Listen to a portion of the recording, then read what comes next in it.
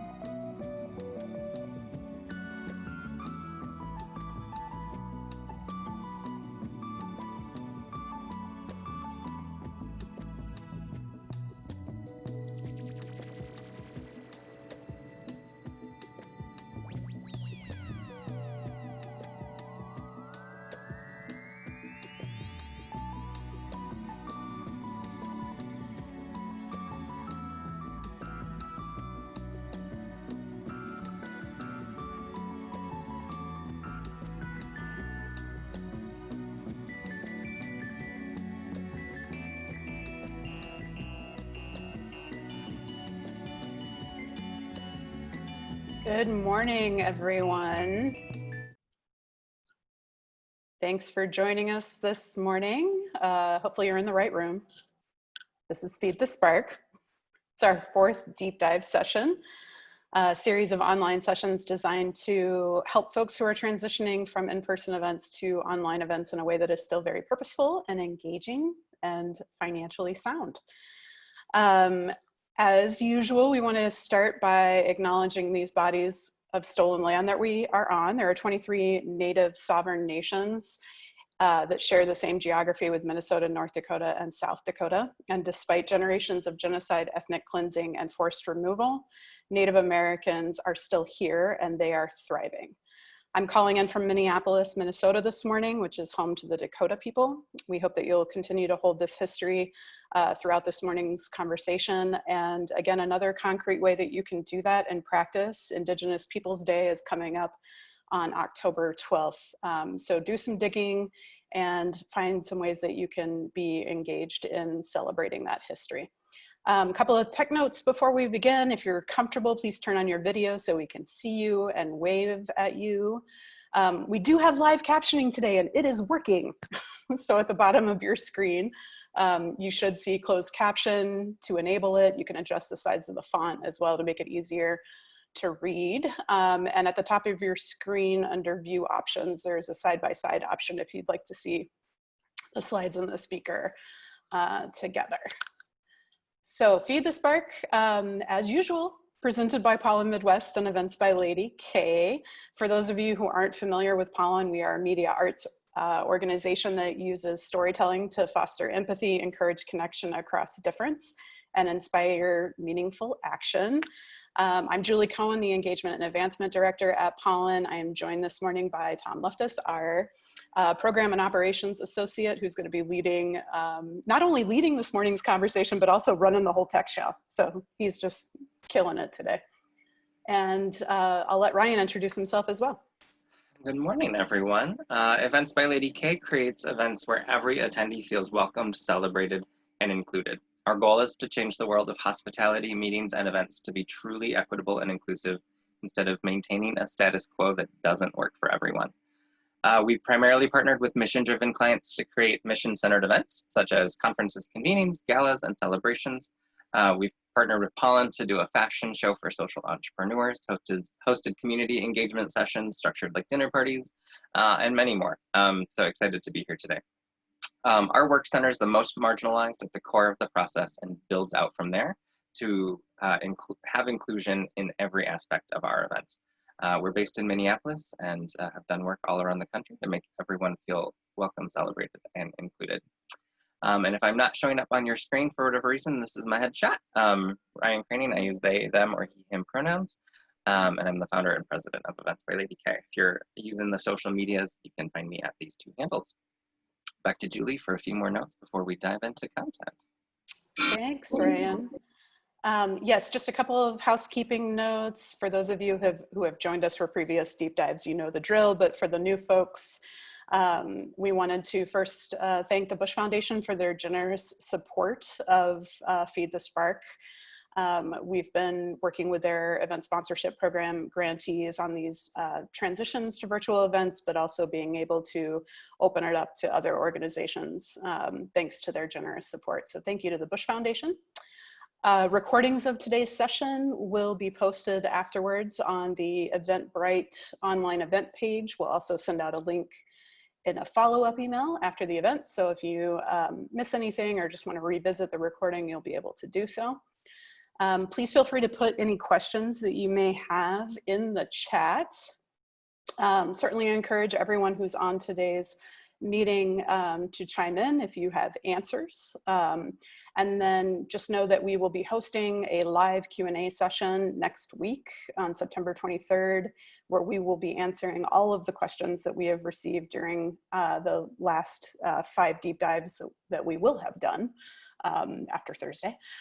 So we'll be answering all of those questions. So please do put them in the chat so we can document those and make sure we get to them next week. We have one more deep dive coming up on Thursday at 10 a.m. on virtual giving. We're going to be talking about compelling online fundraising campaigns, virtual galas. We've got a couple great guest speakers joining us, Amanda LaGrange from Tech Dump and Michaela Holden from Lucent Blue, as well as myself and Ryan. If you haven't already registered, you can do so at feedthespark.eventbrite.com. So just a little bit of context setting for why we're here this morning. I think everyone's experienced cancellations of events due to COVID. And if you're anything like our respective organizations, there were lots of conversations around how to make that transition, how to make sure that our purpose for our virtual events was still clear, that the content was engaging and fresh, and that we had the right platform. So we've all been trying to do some work on reimagining what these events look like for us. And I think, as hopeful and optimistic as we were, thinking that we would need to do virtual events for just a few months, here we are mid-September, heading into, fall gala season and year-end fundraising. And we're going to be doing this for a while. So we want to share what we've learned throughout all of the virtual events that we've been hosting and share that with folks so that we can all feel really comfortable hosting events in these formats moving forward. And why us? So Pollen and Events by Lady K have a great deal of experience hosting events that are beautifully designed, that challenge people to have some really, prickly, hard conversations, and keep folks engaged. And just a shout out to Ryan and the Events by Lady K team, really focusing on universal design so that everyone and everybody who is participating in an event feels included and welcomed and hospitable. Thanks, Julie. And as Julie said, we believe virtual events are here to stay. So we need to figure out how to do them well to carry us through a longer timeline than we ideally maybe would have liked. You know, as Pollen experienced when COVID first hit, the majority of our clients decided to postpone because some element of their gathering of being in person was too essential and needed a longer runway to figure out how to make it make sense virtually.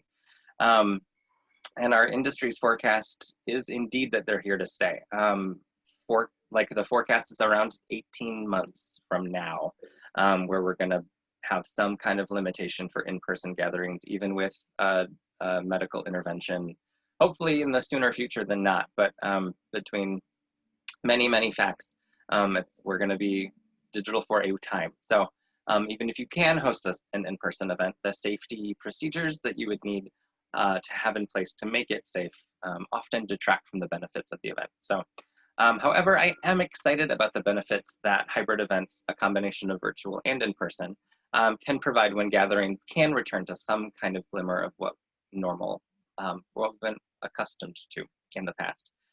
So for example, the inclusion of those who have always been immunocompromised and can't be around crowds of any size. For those who suffer from PTSD and survivors of assault for whom large crowds feel unsafe, or folks on the autism spectrum for whom loud noises and sensory needs are overwhelming. So with a hybrid model, they'll be able to participate virtually and participants can participate in person when they're there. So there is hope and we all should embrace that future because I think it's got some exciting things and the technology is going to catch up with us in a little bit. So, and with that, take it away, Tom, into our content for today.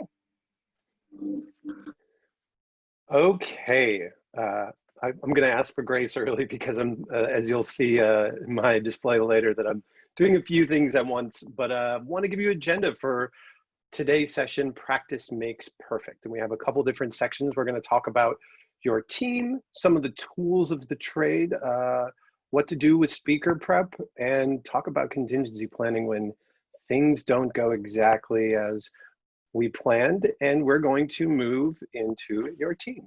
And this is the most important part of your event. It's the people that you have on board. And you're really starting with the internal people and thinking about who you have on your internal team that are able to support this event. As we talk about it later, and we've talked about, in the past, that while these events are 60 to 75 minutes each session or over those sessions, that you're going to have a lot of prep that you're going to need to do. And so you're going to want to make sure that internally you have enough people, whether it's full-time staff or volunteers, that are deeply involved in your work and are able to practice with you and that they have the capacity in their work to do this. And then from there, we are going to think about what is the talent that we can bring on stage. Even if you're a big organization filled with talented people, it still makes sense to bring in outside expertise and talent that will be on camera in your virtual events. Subject matter experts, performers, and others bring in a fresh perspective or an additional level of credibility to your organization. And as we've said in all of our events, make sure you pay these people well as prepare them for the event. Similar to your in-person events in the past, you're going to need additional support beyond your speakers and your own staff. They're going to be working behind the scenes, the audio video engineers, the people that run lighting in the room. We still need the people to do all that. For me, I've sort of taken on that role for Pollen. But for other people, this requires you going out and hiring people. It could be bringing on an outside company that does AV work, or it could be talking to somebody outside of your organization that can do design. We can still, as Melanie said last week at Making It Flow, we can still design and create beautiful things to make our virtual events special. So we need to make sure we have the people on board to do this work. And now Julie is going to talk a little bit more about those different roles that people can play during your virtual event. Thanks, Tom. Yeah, so Tom kind of alluded to, all the different groups of people that you're going to need to run a successful virtual event. I just wanted to spend a couple of minutes diving into the specifics of that. So as Tom mentioned, obviously inviting subject matter experts, performers, different facilitators that you might need for small group discussions and breakout rooms. Definitely don't overlook tech support. Tom is an extraordinaire at running Zoom and any other platform that you're going to be using like OBS or StreamYard that we've talked about before. Definitely want to make sure that you've got adequate tech support to, share the screen and be dealing with music and polls and live captioning. If you're using breakout rooms, having someone that's managing that process. So definitely make sure you've got some folks on hand who can help with that. And then I wanted to make a distinction between kind of monitoring chat and video versus engaging with chat and video. So on the monitoring front, it is helpful to have someone who is just keeping an eye on the chat and the video feed to see if anyone's having any issues, and to keep an eye out for inappropriate content. We all know that Zoom bombing was a thing in the beginning. I think most of us have figured out the security protocols to keep that from happening, but always good to have someone whose dedicated role is to keep an eye for that. And then on the engagement front, making sure that you've got at least one person, if not two, who are looking through the chat and engaging with folks, answering any questions that may be coming up. If you're doing a live feed on YouTube or Facebook Live, for example, being able to monitor and engage with those comments. So make sure you've got some people who are dedicated to that, especially if you're live tweeting on social media, on Twitter, or keeping folks up to date through the Facebook live stream. Just make sure you've got some people who are doing that. And then lastly, on platform specific roles, I'm going to speak specifically to Zoom here. So on Zoom, you can have a host, co-hosts, and panelists, obviously attendees as well. But those first three, wanted to just talk briefly about the differences there and think about the staff that you would need to have in those positions. So your host is the person who has, who schedules the meeting, has full permissions to manage everything. For us at Pollen, it's always Tom. So there can only be one host, and they basically have full control over the entire virtual event experience through that platform. You can have co-hosts, which have some of the same controls that a host does, but the benefit of having some co-hosts is that they can also like share screens, be able to run the presentation, and allow your host to focus on some of the more technical aspects of running the show. And then you can also assign your speakers to panelists so that they can view and send video, share the screen, etc. As the host, that person can disable some of those features for panelists. But just think about how you can utilize those roles to help support all of the logistical details and technology that happen in the background of a virtual event. And we try to find ways for our internal and external staff support to maybe double up on some of these roles so that you don't need as many people, but you definitely are going to need more people than you think, especially if it's a complex kind of multi-part event. So just some support roles to keep in mind as you're thinking through your virtual event.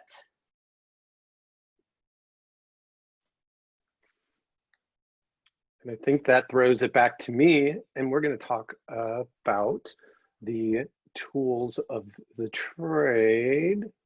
And if you've been previously running events in real time, these are some of these tools might be familiar to them, and a few of these are going to be really specific to the virtual platform. The first on this, obviously, a detailed run of show. It sets out the parameters of what will be happening throughout your event for all of you on your team that have a role, and for the support staff that you bring in as well.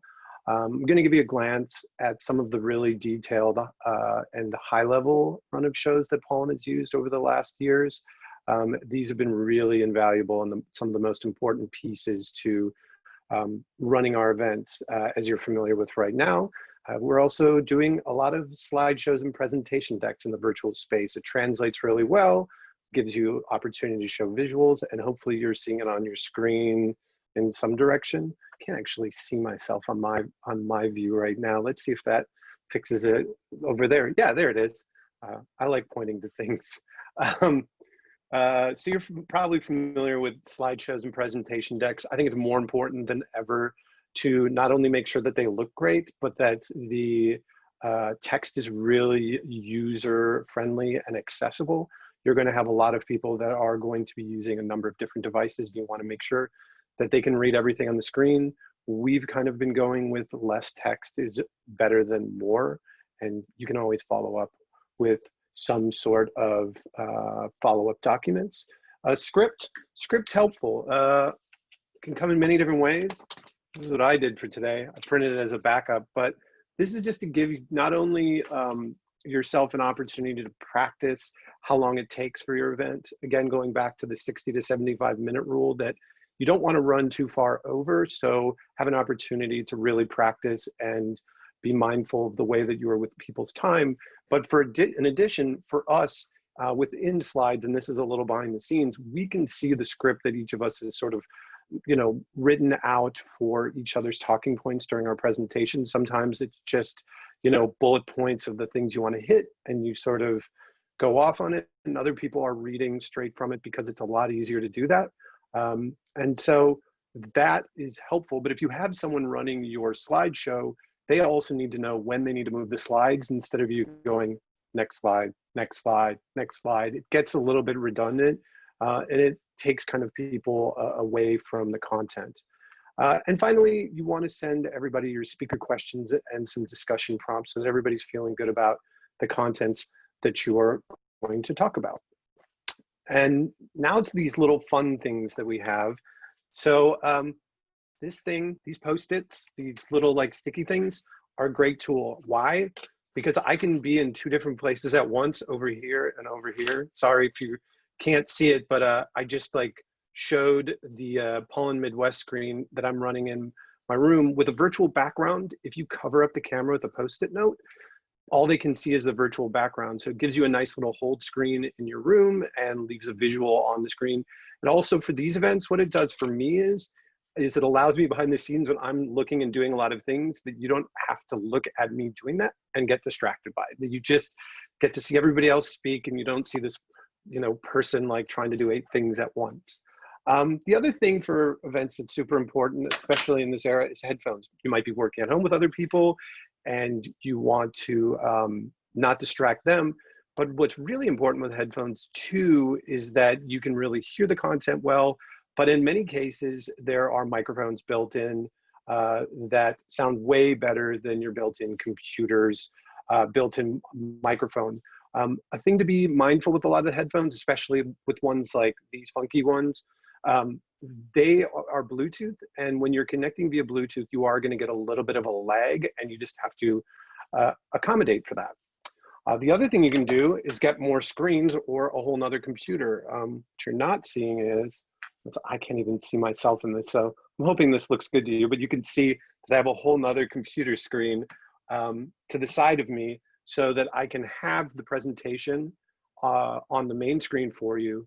And then I am just looking at doing the other things on my other computer, and that's where I'm talking to you. This is really nice because I can use my left hand to advance a slide if I want like that. And I can use my right hand to follow along with other things that I'm doing. It can be incredibly complicated. So again, when we talked about hiring more staff, that can be really valuable. The other thing that's really nice, and that some of you may have picked up, my version of this, yep, you can see that. This is a USB hub that I have, but the more important thing is it has a direct Ethernet connection that I can connect into my wireless router that's over here. I have a direct connection to my router. That gives me a direct connection to the internet. That when you're running an event, super important. You don't really want that choppy quality video and you want to avoid that. And so that's going to get you as close as possible, as we'll talk about with contingencies later. Sometimes you just have to deal with what you're handed with internet connections. They're not perfect. And here is some bonus tools that maybe you have around if you're doing events.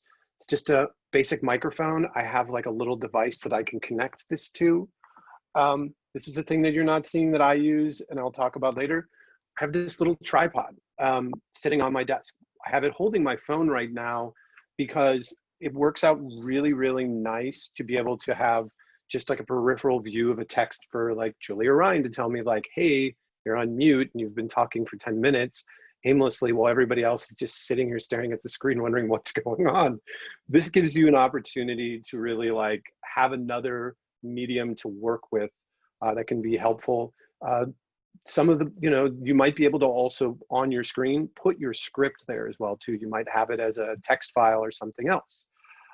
External webcam camera, I don't have one of those right now, but that is another option. There's a number of them out in the market, and early on, they were hard to come by, and I think the prices are still maybe priced up a little bit, but you can get an external web camera for your computer. In some cases, some of the older computers, the web camera quality can be really low, and it will be a really, really handy tool. Here's another tool of the trade, a little ring light. This one has like a little clip that you can like clip on the top of your computer and it lights you up even more. For me, I don't really need it because I'm using this other wild ring light in the room. But they're really nice, especially if you live in a place like me where I don't have any built-in lighting. I just use lamps. And so it's really hard to get a good light for people to be able to see you and see how you're speaking, especially if you want people to be able to see what you're saying. And then the last thing is just like a stand for a script. I don't know if you have these from like these tabletop things from events, probably getting a glare from my own ring light. You can get a look at that. But you can put in and have this stand up above you. So if I'm looking at the screen right now, I can have this sitting above my camera and use it as like a cue card for my script. So that can be really nice. You're keeping your eye on the camera and you're able to stick to your script without it looking like you're sticking to your script. The one thing I forgot to mention about Post-it notes that's really nice too is if you have a wall behind you, that can almost serve as your script too. You could just put your bullet points in an order and have them right behind you. So I'm looking and like, hey, like talking about whatever I'm talking about in my presentation and following the Post-it notes if I get off track or if I just, need a little support. And what I tell you is to be creative. What do you think this would have anything to do with running a virtual event?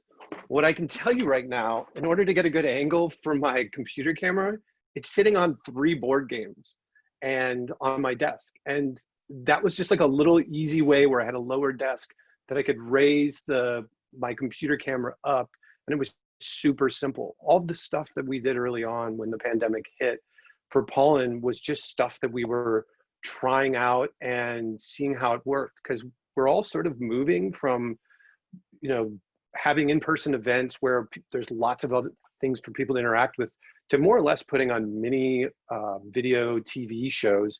And that's a big, big shift for all of us. So just be creative and incorporate all sorts of fun tools into your events. And as I mentioned, here's the run of show. This is one that Pollen had used, and it's kind of an big layout of the timing, the program, and the content for each moment of our events. And these can be as complicated as you want, depending on the details, the number of moving parts, and how you want things to move throughout your event. This is a really high level one of our Pollen Live event. But if you take a look at this next one, this is specifically a run of show for our internal team. Connect about timing, roles, responsibilities for a really complicated event, and that included a number of set changes, including moving furniture. So I've got a little bit of stagehand experience now if anybody needs someone for their show. This is another one of our second Pollen Live event, and this one even goes even more detail. I think I mentioned earlier that it's likely that you would have to that you might want to have a person who's just specifically running the slides in your show. You might not get an opportunity to get a lot of practice in. So the best thing you can do is sort of frame out throughout your show when you expect different slides will need to be up. And you can add that in addition to stage placements and all sorts of complex things regarding where the mic is. And the level of complexity really starts to look like a theatrical performance. For any of you that have worked on stage productions, These fine details are put in place to keep the audience engaged with the content on stage and really deeply involved without seeing all the other stuff that's going on. The final run of show that I will show you here is from our Are You OK series that we launched right away in March, that everybody's mentioned after COVID hit, and that we knew we were going to have to move our events online. And it looks pretty much the same, that we didn't have as much of the coordination of people because we were running with smaller people, but we were still working out the timing to make sure that we moved on time.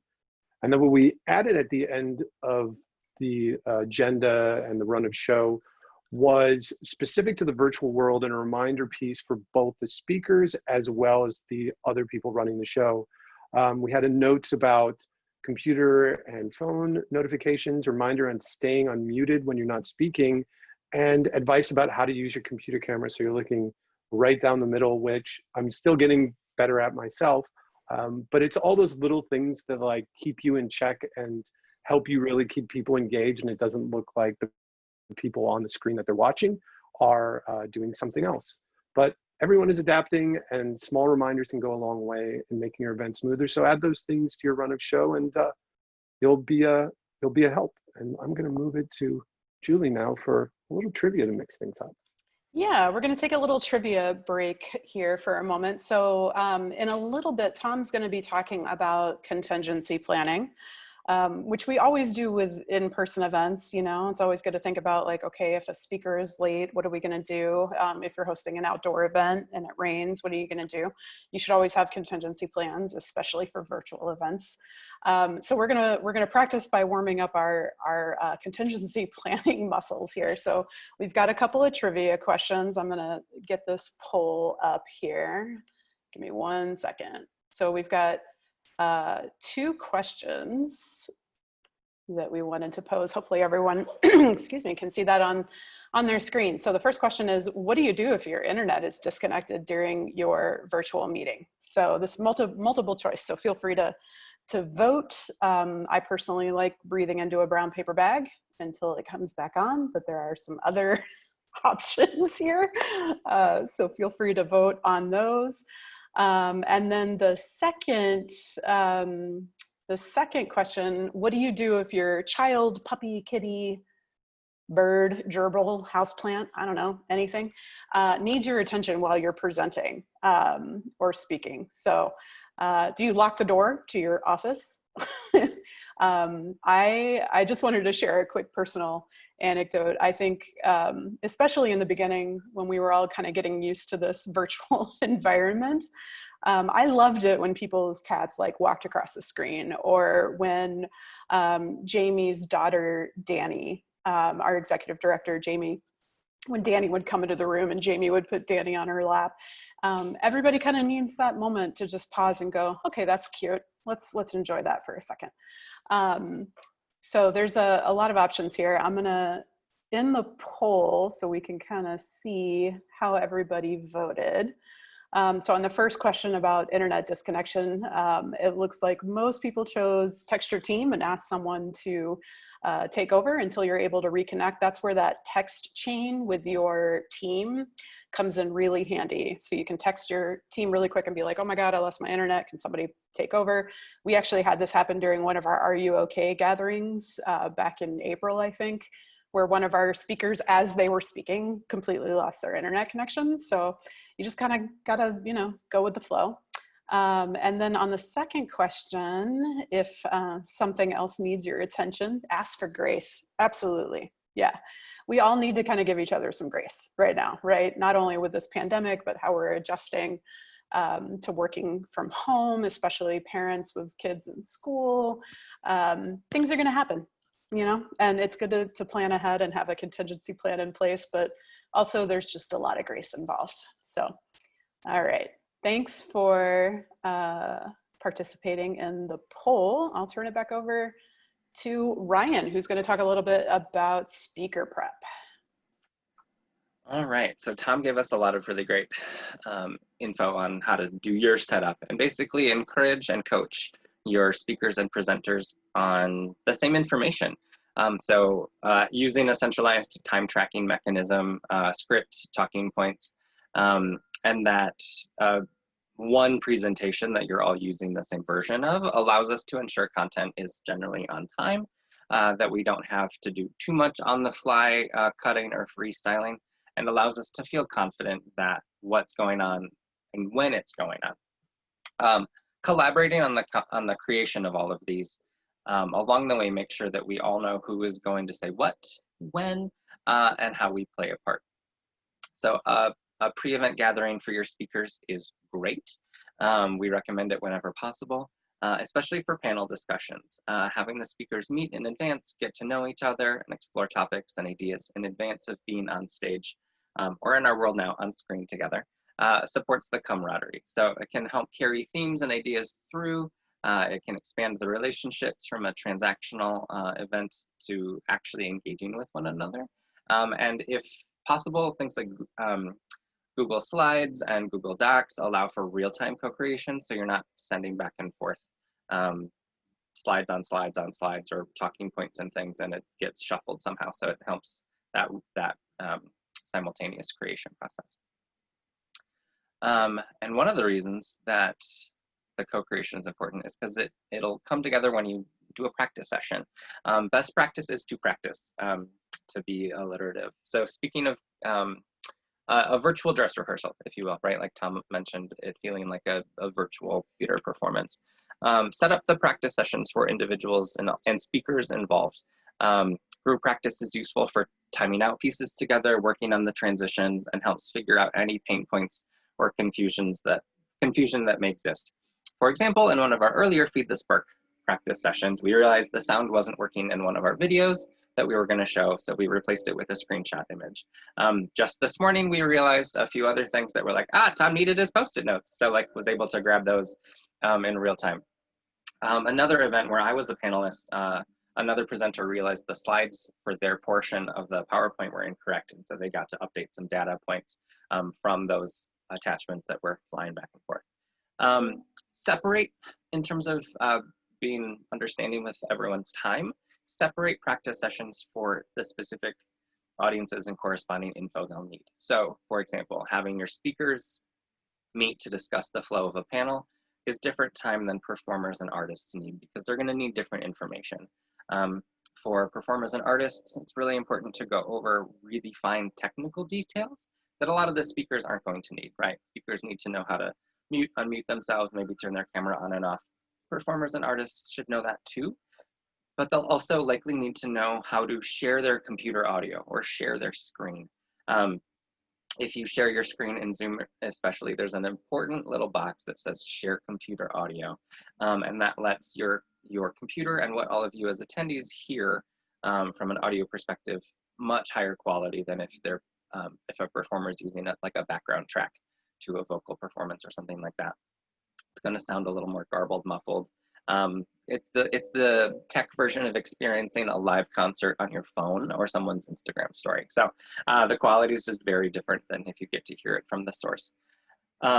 Zoom has lots of links to show people that, and we encourage you creating kind of a one-pager to send to speakers. Be like, here's the step-by-step of how you do it. We're going to have this dress rehearsal.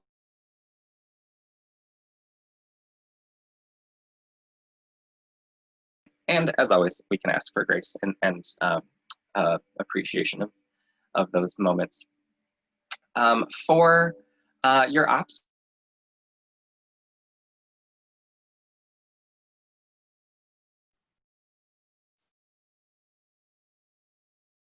Tom for running all of our slides for all of the Feed the Spark. Turning the mic on and off, again, cameras on and off if you're having folks not on camera the whole time. And just double checking the security features and accessibility features in the meetings before everything gets kicked off.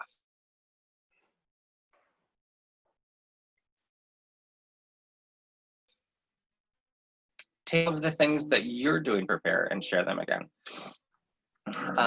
If you're working with an AV company, they will likely have some input too on what you need to get ready for. Have your, oh, something's happening with my screen, okay. Like tech things happen, it's delightful.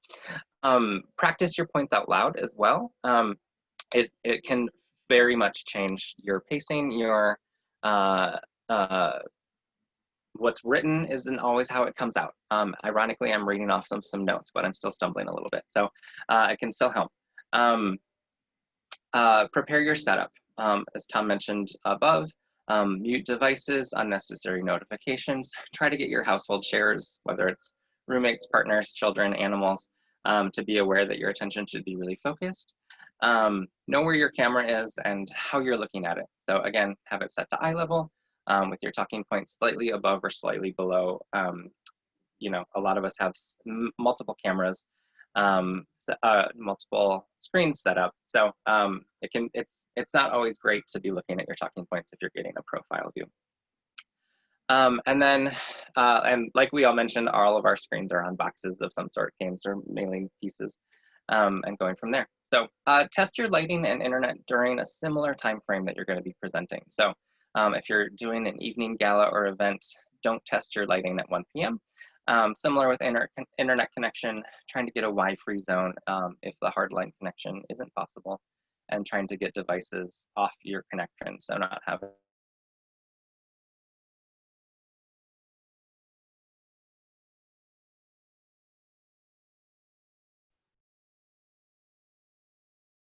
others. Focus is your key. If you're like me, you've got between 5 and 35 tabs open in several windows. Take a breath, close them. It'll help make your machine run faster, and it focuses our attention to just what we're focusing on. And then again, as Tom said, for those of you who are using a script more than a talking point, either a side-by-side view, which is how I've got mine set up, or a second screen for easy access to your talking points. Also, it's totally okay for speakers to not be engaged in the chat during the event. For many reasons, it can be too much to keep up with or to keep track of if you're presenting. So that's why we have a team member and rely on our support crew to monitor and flag any questions to us if you're focused on what you're saying. And many thanks to Dario Otera at Youth Lens 360 for a lot of the talking points in terms of how to get good lighting and the camera angles and things for folks who need to pre-record something and use it in a recording later. So, and with that, handing it back to Tom.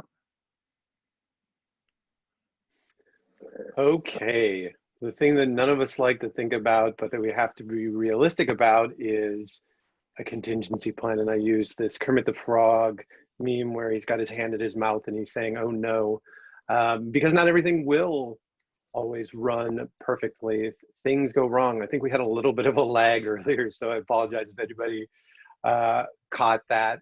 It feels like perfect that the first event we have a lag is where we're talking about practice, because anything can go wrong. And it's not going to run perfectly. The internet is not perfect. I think it was last week during the first, or 2 weeks ago, it was the first day of kids going to school remotely, that Zoom had major issues. We've never dealt with a moment like this where kids are all going to school in Zoom. So test, and more test. You want to make sure everything looks and sounds good for everyone involved in the show. It's worth a dry run where you have some of your team take the role of audience to see what they can do and can't do during the event.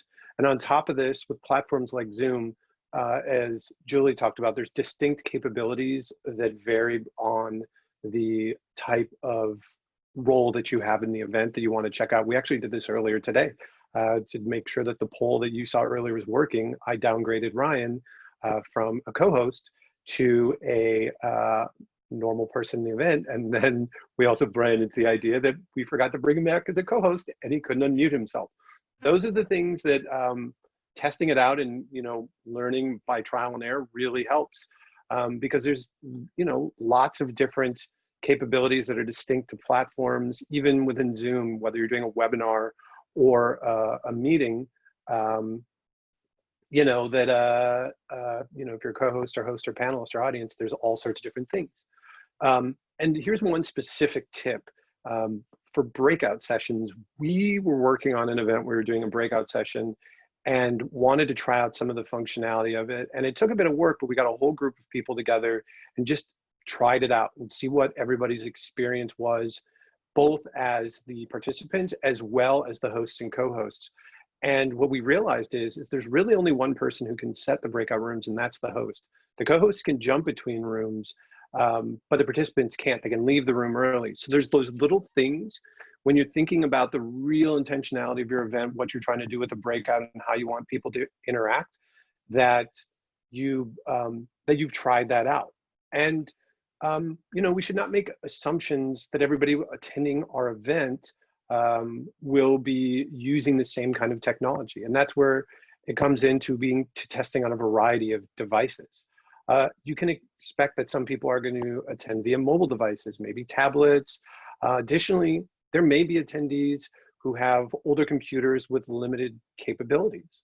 Some of the older computers do not have the ability to run the virtual background like the one I'm using over here on my other computer for the presentation. That is just one of those things that you only get to find out by practicing. And so I had helped run an event for a different organization earlier this year.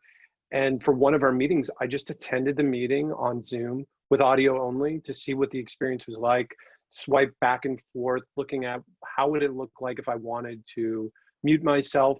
And it's very, very different than if you're doing it on a computer. So you want to really take those things into consideration because you're going to have a lot of different ways of people interacting. And especially important is to even think about some of your events where people are going to attend only via audio.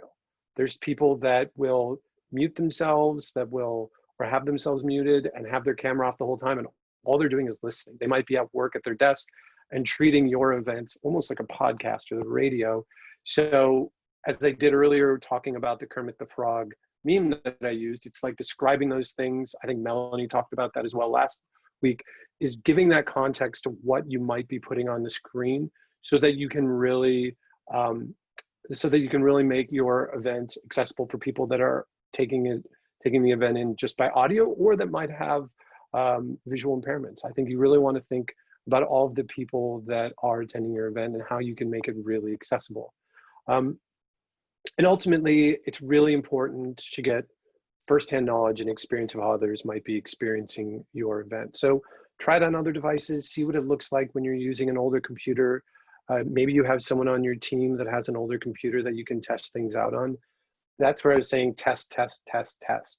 If some of you attended one of these earlier events, we showed slides from this event that we did for META for their annual meeting. And the amount of testing that we put into that event might have been about 8 times as long as the event itself. While that seems really wild and a lot of time, if you go and watch that event, it is incredibly smooth. It looks really great. And our goal was to make something that looked incredibly professional and really watchable and engaging.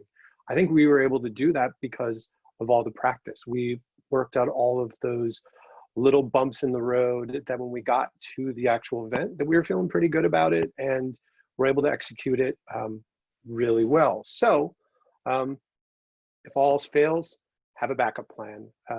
Things are going to go wrong. Your internet can go out, computers can crash or break down, and life happens. Knowing all this can happen, think about what you can do. Know your program and how you can adjust it or have different people speak or cover content within the event. You may consider an impromptu breakout. Just say, hey, we're going to take a break. Technical difficulties. Why doesn't everybody have an opportunity to chat with each other? You might do that in a live in-person event where just say, hey, everybody, grab some coffee. Our microphone or the slideshow is not working. Just take a quick break and you'll make up the time somewhere else in your event. And maybe throw some discussion prompts into those breakout rooms so people have something related to it come up maybe with some of those discussion prompts in advance, while then getting the opportunity to troubleshoot. Julie mentioned it earlier, group texts are great. I've got it like right here, got a lovely group text for all of us. We've got some memes in there too, just to have another way of communicating with each other. It's another device, it's not our computer, that can be to the side, that can offer prompts and can help us catch those little instances where something might not be working and it's not going to show up on our computer.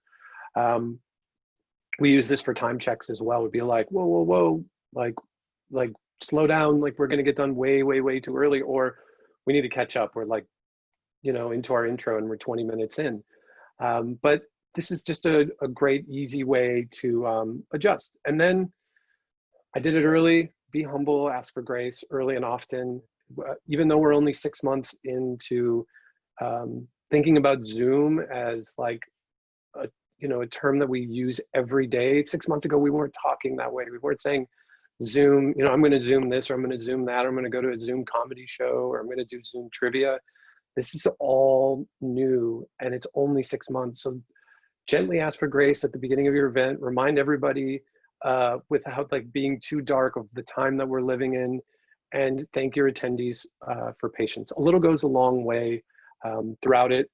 And if all else fails, improvise. I put this cat up on the screen with this meme and thinking just to like show something on the screen that might be fun. You could like, I don't know if like something's going wrong and you can't hear Julie, just like grab Dude, her cat, and just put him up on screen and, like have a moment of levity and make fun of yourself and just play with it in the moment. I think the worst thing to do, and I've definitely been party to this in the past, is you just get like, you freeze and you get really frantic and you feel anxious, and probably everybody else is feeling anxious and not having a good time. Everybody's going to make mistakes, and just, I think, roll with whatever, whatever opportunity you're given in the moment. And I think all of you who've run events know what works. I mean, you might have somebody who's on your panel that can do,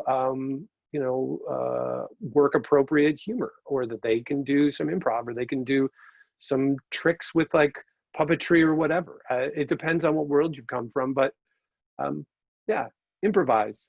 I just, I can't say it enough that I think I'd try to make it a really human event like we have in person. It really helps people feel like they're experiencing something in real time versus just watching another video on YouTube or online.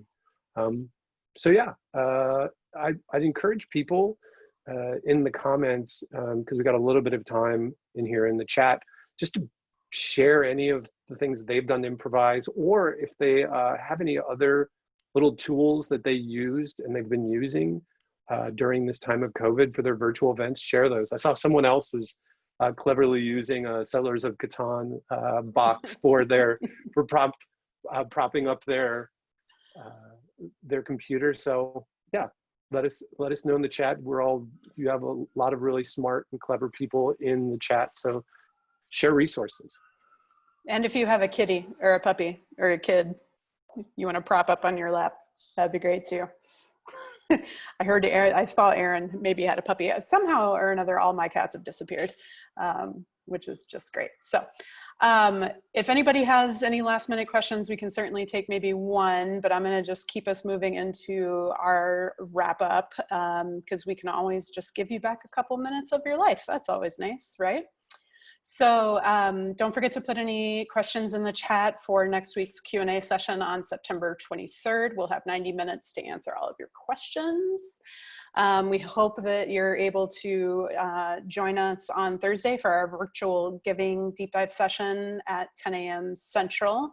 And keep an eye out for a post-event email that will have a link to today's recording. I'm really sad that no one has showed a puppy or a kid or a cat, but we'll try next time maybe. Aaron's got theirs on their couch. Oh, Aaron has one? I got it. And oh, there it is. Jessa had their cat earlier. Aw. Oh, that's a cute dog, Aaron. That is a very, oh, Jamie has a child. Jamie, where's your kid? I could stop the share and put it into, and if people want to go in gallery view. See everything. All right, we appreciate everybody for being here with us this morning. Hope to see you. Oh, there's a cute kid too. Love it. Hope to see you on Thursday. Hope everybody has a great rest of your day. Take care, everybody. Thanks, all.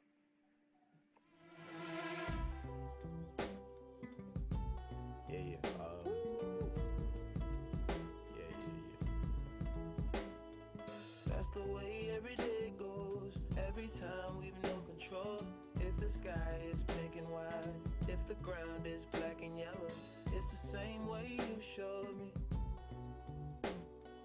Not nod my head, don't close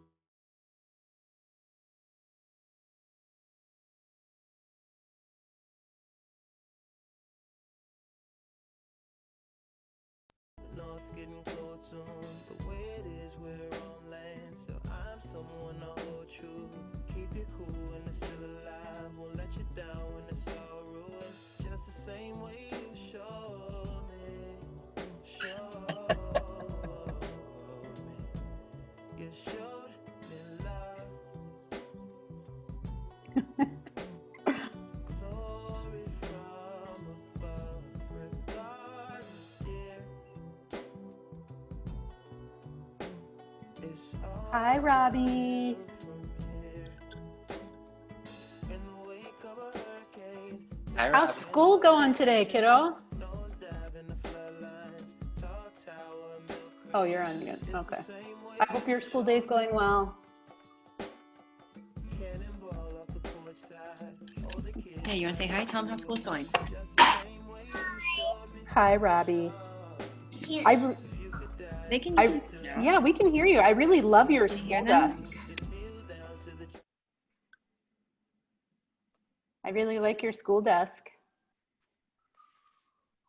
You got a nice setup.